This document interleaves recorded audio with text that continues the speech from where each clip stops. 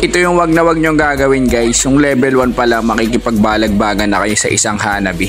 Guys, napakadelikado nito. Pagka naka-early game ang Hanabi guys, hanggang late game na to, iiyak na lang kayo. So first build ko talaga dito guys kay Hanabi is yung Magic Blade para dun sa extra shield. So yun, kung makikita nyo yung Moskov dito guys, nag-inspire na yan. Kaya yatap sa atin yan guys. So pag nag-level 2 tayo dito, pwede na natin pasukin to.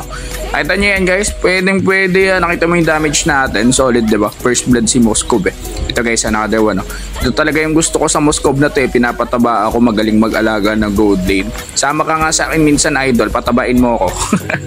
Mukhang hindi na natutuwa yung Moskov dito. Nagtawag na siya ng kasama. Kasama niya dito yung Aki. Tapos nagulat ako dito. Nandito na pala yung Nolan. So pinakadabi sa pwede gawin dyan guys is daanan natin siya. So yung skill kasi ni Nolan guys, paharap yan, matik yan eh. Paharap. Kaya madaling ilagan pag dadaanan nyo siya. Yun lang naman is kapag may option kayo. Pero pagka wala kayong option, eh takbo na lang talaga. Ayun yung pinaka the best na pwede nyo gawin guys. Tapos dito yung Moskov. Kaya pala pagkatapang-tapang kasama si Nolan. Tingnan nyo guys yung Magic Blade natin. Kumamba si Nolan pero walang nangyari, diba? Napatawa na lang talaga ako dito. At may nagtangka pang isa, nag-ulti dito si Moskov, tapos biglang pumasok dito yung Harley nila. Pero yun nga guys, no, level 3 na yung first skill natin dito at mabibigyan pa natin dito yung Harley ng kalaban. Dapat ata kay Moskov na lang ako nag-ulti. Pero okay na yun guys, ang mahalaga naka-pick up tayo. Ang ganda ng ginagawa ng trigger namin dito guys. So nakita nyo yun, hinintay niya muna ako bago siya nag-clear ng gold lane. Ayun yung isa sa mga pwede nyo gawin guys para sa mga roamer dyan. Para mas makatulong kayo sa gold lane ninyo is huwag nyo i-clear. I-hold nyo lang guys, magpahit lang kayo, okay lang yun. Ang mahalaga magka-gold ng marami yung gold lane ninyo para sure na mabubuhat kayo sa mid to late game. Okay? Ganun lang kasimple guys. Tingnan nyo gagawin dito ng tigral namin. Napakasulit guys. So, nakahuli siya dun. Siyempre habulin na natin yan pag ganyan guys. Walang pang counter sa atin yung Aki na yun. Meron pa tayong Aegis dito kaya malakas loob ko. Hindi tayo basta-basta maka-crowd control. At tapang talaga guys nung dito ng Moskov. Tingnan nyo to. Ayun no. Hindi pa talaga siya nag-out eh. Nag-out siya kung kailan low na siya. Sayang. Uuwi ka na naman idol. So yun. Easy push na sa atin to. Akala ko talaga abutan ko pa siya pero hindi na pala. Pero okay lang yun. Ang mahalaga na pauwi natin dito yung Moskov ng kalaban. So yun guys.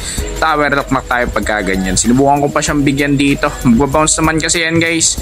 Pero yun yan no. Hindi na natin inabutan yung Moskov. Push na lang tayo dito. Sayang nawala yung cart. Kala ko talaga may hahabol sa akin dito. Buti na lang wala. At yun nga guys no. Focus tayo dito sa goal natin. At ang goal natin dito is magbasag ng tower. So ito guys yung i-prioritize nyo lagi. Lagi guys dapat prioritize nyo is tower. Yung hero guys nagre-respawn yan, yung tower hindi. Gulat ako dito sa Nolan no.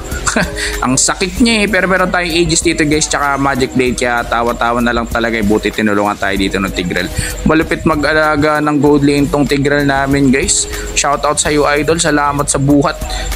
So kung makikita nyo guys ang highlight ko ngayon tower talaga. Subukan kong basagin Peraga armor dito ni idol. Uy muntik, sayang nawala yung card ko babaragin sana natin yun So ito guys, Lord Pipe, tamang preheat lang tayo dito habang nagdidikit-dikit sila. Pabor sa atin yung situation na yun. Kaya kung makikita nyo dito nakuha namin yung Lord tapos tamang push na lang kami dito.